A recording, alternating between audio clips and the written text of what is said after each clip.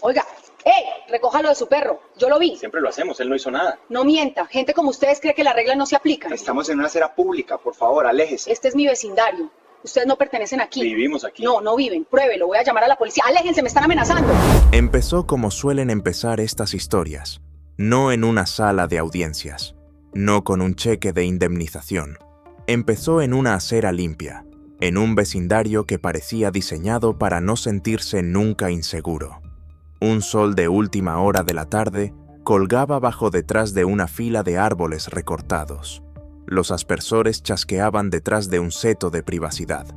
Un perro del tamaño de un Golden Retriever, tranquilo, bien entrenado, caminaba con esa confianza natural de un animal que sabe que pertenece. Y entonces una voz cortó el silencio.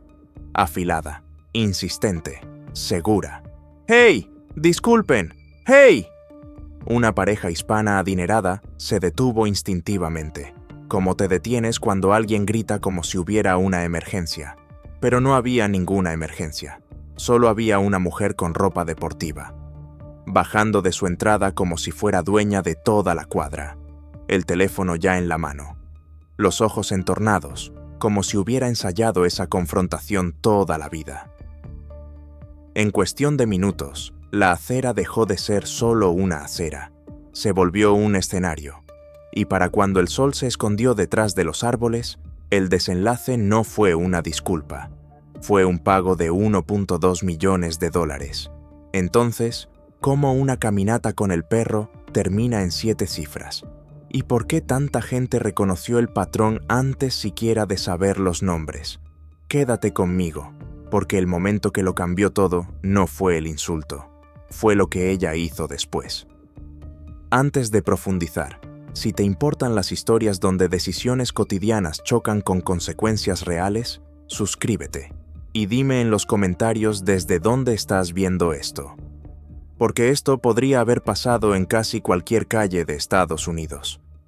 La pareja en el centro de esta historia no era ajena a las miradas, no del tipo celebridad, del tipo silencioso, el tipo de atención que aparece cuando conduces un buen auto, vives en un buen vecindario y te mueves como alguien que trabajó demasiado duro para volver a pedir permiso. Llamémoslos Jordan y Nia. Jordan era el tipo de hombre al que describirías como impecable, sin pensarlo. Polo bien planchado, un reloj que no mendigaba validación, pero tampoco pedía disculpas. El tipo de persona que responde correos con frases completas y nunca levanta la voz en público. Nia tenía la postura de alguien que se ha sentado en salas de juntas y se negó a encogerse. Gafas de sol, una mano relajada en la correa, ojos tranquilos, atentos, y entre ellos, el perro, Apolo. Apolo no era solo una mascota, era parte de su rutina, su descompresión, su ritual diario después de reuniones largas y días largos. Tomaban la misma ruta casi todas las tardes, pasaban por los céspedes impecables, pasaban por el parque del barrio, pasaban por el cul-de-sac, donde los niños iban en patinete y los padres saludaban sin realmente verte. Era predecible, seguro, hasta que dejó de serlo. La mujer, llamémosla Heather, los notó primero. Hay personas que ven desconocidos y siguen con su vida. Y hay personas que ven desconocidos y empiezan a construir una historia en su cabeza. Heather era del segundo tipo. Quizá veía demasiados segmentos de crimen. Quizá leía demasiados chats de vecinos sobre actividad sospechosa. Quizá estaba acostumbrada a que le creyeran. Pero había algo en su expresión que decía que esto no era por un perro. Era por quien ella creía que pertenecía. Jordan y Nia pasaron frente a su entrada como todos los días. Las patas de Apolo golpeaban la acera con un ritmo constante. Heather dio un paso al frente. ¿Vas a recoger lo que hizo tu perro?, gritó. Jordan se detuvo, miró atrás, educado. Sí, dijo. Siempre lo hacemos. Nia levantó el pequeño dispensador de bolsas sujeto a la correa. Heather no lo reconoció. Señaló el pasto. Lo vi hacerlo, dijo. El problema con una mentira así es lo segura que suena. No viene con duda, viene con derecho. La cara de Jordan se tensó. no enojada, no ruidosa, solo consciente. No, dijo. No lo viste, no lo ha hecho. Heather se acercó un paso. No soy estúpida, dijo. Sé lo que vi. Gente como ustedes cree que las reglas no aplican. Ahí estaba, no una grosería, no un insulto explícito, pero algo más filoso que ambas cosas. Gente como ustedes. Una frase pequeña cargada de historia. Jordan parpadeó una sola vez. La voz de Nia se mantuvo controlada. Señora, dijo, estamos en una acera pública. No estamos haciendo nada malo. Los labios de Heather se curvaron. ¿Acera pública?, repitió, burlona. Este es mi vecindario. Esa frase cayó con el peso de una puerta cerrándose en silencio, porque lo que quería decir era, yo decido quién se siente cómodo aquí. Jordan intentó terminar.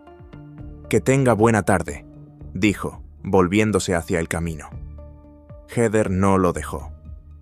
Se movió para bloquearlos, solo lo suficiente para obligarlos a frenar. Levantó el teléfono más alto, la cámara apuntándoles. «Me están amenazando», dijo en voz alta. No coincidía con la escena. Nadie gritaba, nadie avanzaba, pero la palabra amenazando lo cambia todo. Enmarca la historia, invita cierto tipo de respuesta. Y Heather lo sabía. Nia sacó su propio teléfono, sin drama, sin actuación, solo firme, porque en ese momento entendió una verdad que mucha gente aprende demasiado tarde. Quien graba primero, a menudo controla lo que el mundo cree. Heather notó que Nia estaba grabando, y se vio el cambio. Como cuando ves a un jugador darse cuenta de que la mesa acaba de cambiar. La voz de Heather subió. Sus palabras se desordenaron, más personales, más agresivas. Y entonces hizo lo que luego aparecería en escritos, en declaraciones juradas y en titulares. Llamó al 911. Hay un tipo especial de peligro en ver a alguien llamar a la policía contra ti mientras estás ahí, sin hacer nada. No es miedo a la ley, es miedo a la improvisación, porque no sabes qué historia está contando, solo sabes que las apuestas acaban de subir. Heather se puso el teléfono en la oreja y habló con un tono que sonaba ensayado. Describió a una pareja sospechosa. Sugirió que estaban agresivos. Insinuó que se sentía insegura. Mencionó al perro, pero el perro no era el punto. El punto era la imagen. Una mujer en su propia propiedad. Dos extraños negándose a irse. Una amenaza. Un guión clásico. Y si alguna vez viste ese guión, sabes lo rápido que puede salirse de control. Jordan y Nia no discutieron mientras ella llamaba. No gritaron, no invadieron su espacio. Hicieron algo que después, su abogado describiría como razonable de manual. Se apartaron, mantuvieron la voz calmada, se quedaron en espacio público y grabaron. Heather siguió hablando. En un momento miró directo a Jordan y dijo, «Aléjate, no te acerques». Él no se movía, pero esas palabras hicieron lo que estaban diseñadas para hacer. Lo pintaron como amenaza, aunque estuviera quieto. Un vecino al otro lado de la calle asomó detrás de las cortinas. Otro abrió la puerta del garaje a la mitad y fingió que fue accidente. Y entonces, al final de la calle, llegó el sonido que cambia la temperatura de cualquier vecindario. Una patrulla. Lenta, deliberada. El oficial bajó y miró alrededor como si esperara caos. Lo que encontró fue a dos personas con teléfonos y a una mujer señalando como fiscal. Heather se movió rápido. Caminó directo hacia el oficial. Empezó a hablar de inmediato. Y aquí viene el primer punto de quiebre. El oficial la escuchó a ella primero. No porque fuera malvado, no necesariamente porque fuera racista, sino porque esa es la gravedad por defecto en estos momentos. Quien llama se vuelve el narrador. Jordan y Nia esperaron, manos visibles, teléfonos grabando. Apolo sentado tranquilo junto a la pierna de Nia, como si sintiera la tensión. Por fin, el oficial se acercó. «Señor», le dijo a Jordan, «¿qué está pasando aquí?»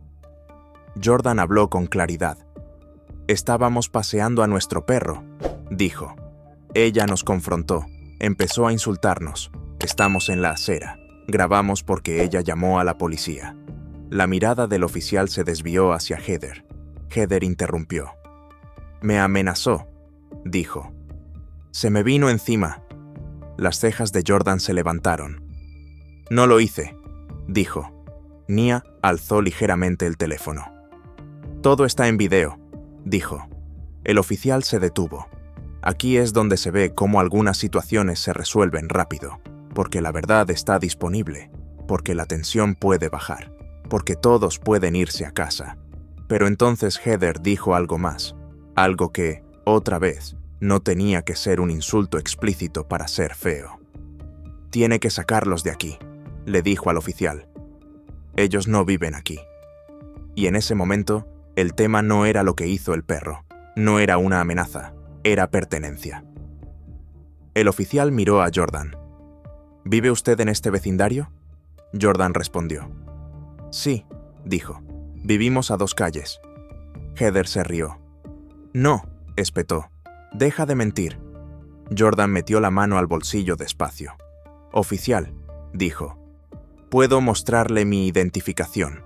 Pero incluso eso es una trampa, ¿no?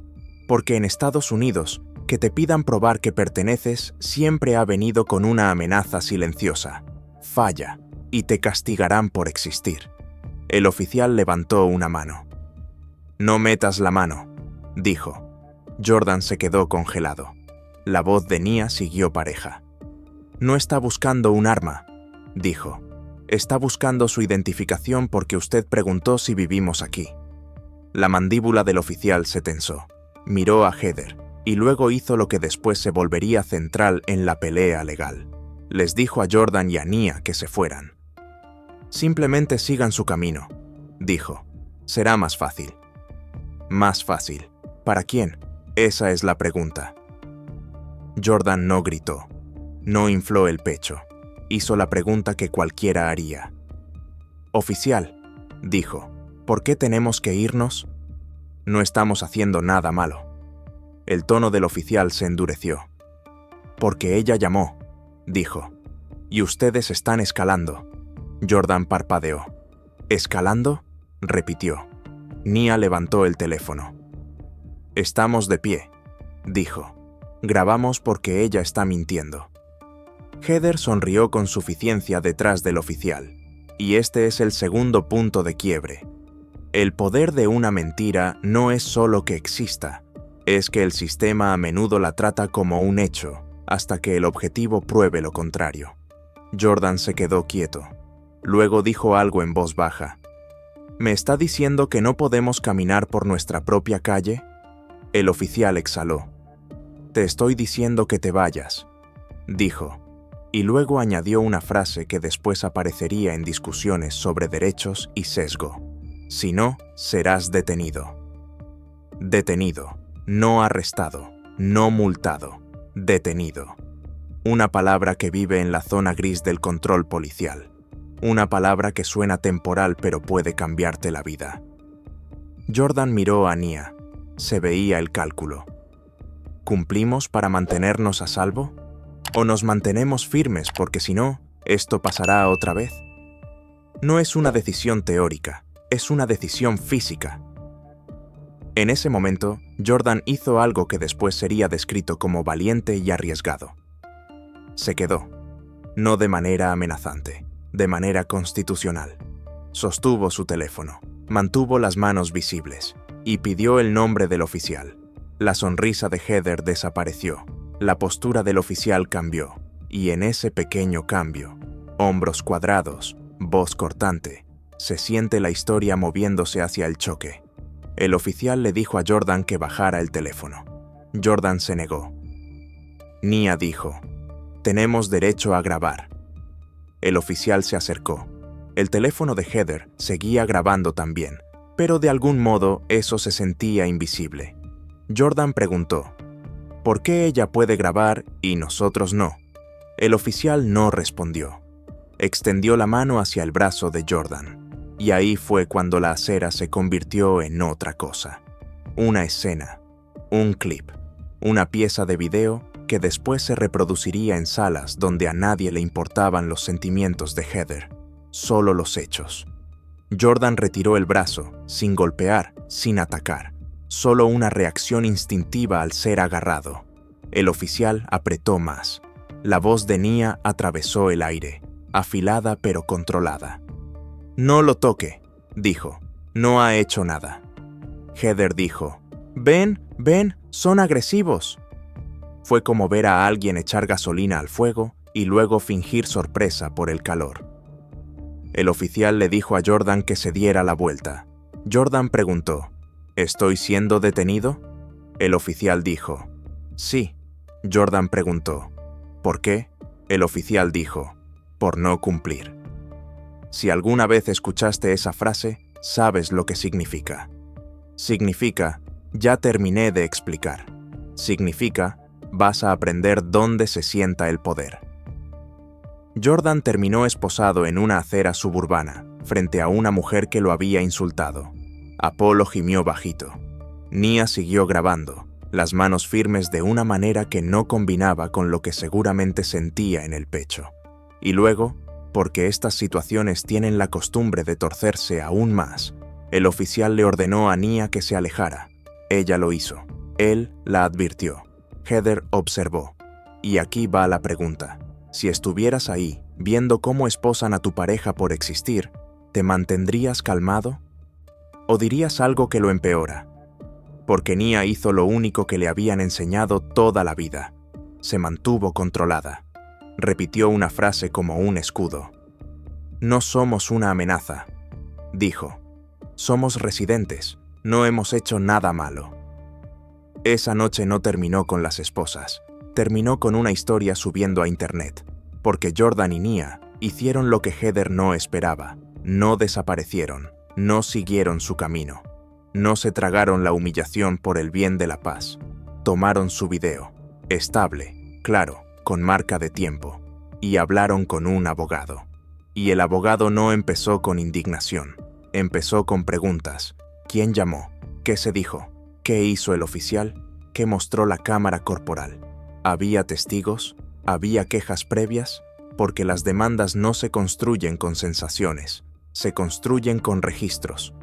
Y si quieres entender cómo esto terminó en un pago de $1.2 millones, tienes que entender la maquinaria lenta que sigue a un momento viral. Primero vino la reacción pública. Un clip corto publicado en línea puede hacer algo que años de sufrimiento silencioso no pueden.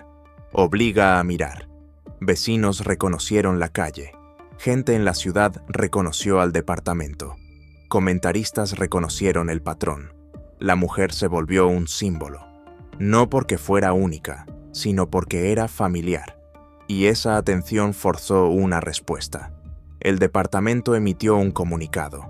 Algo sobre una perturbación, algo sobre procedimiento estándar, algo sobre revisión en curso.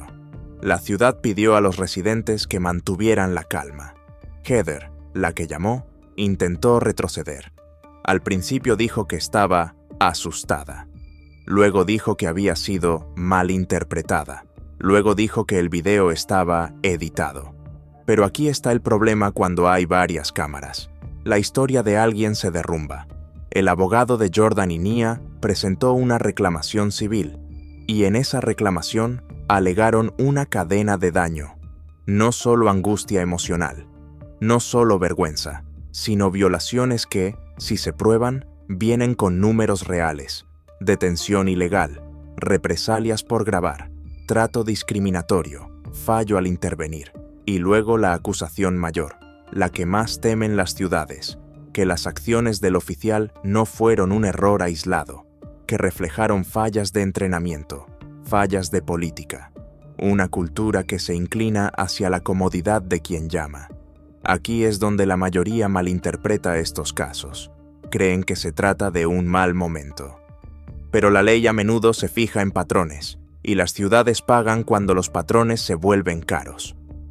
La investigación que siguió se movió por capas: asuntos internos, solicitudes de cámara corporal, audio de despacho, entrevistas a testigos, el informe del oficial, la declaración de Heather, Y la pregunta debajo de todo: ¿por qué trataron como amenaza a quienes no hicieron nada malo?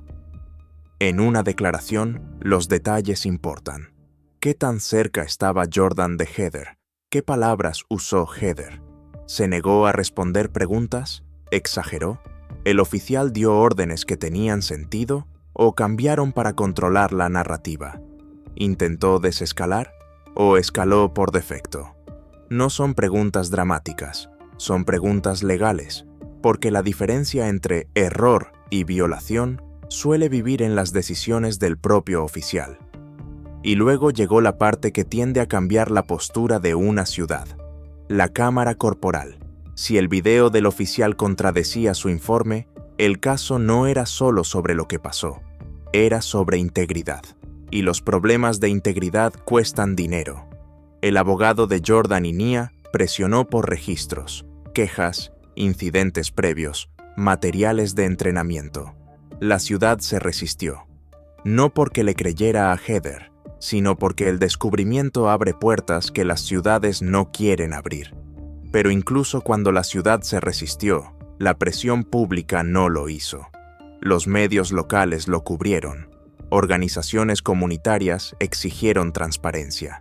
El vecindario, de pronto, ya no estaba tan silencioso. Algunos vecinos defendieron a Heather. Solo estaba asustada, dijeron. Otros dijeron la verdad más callada. Siempre ha sido así. Y ahí la historia se ensanchó. Porque esto no era solo sobre una pareja. Se volvió sobre quién puede convertir el miedo en arma.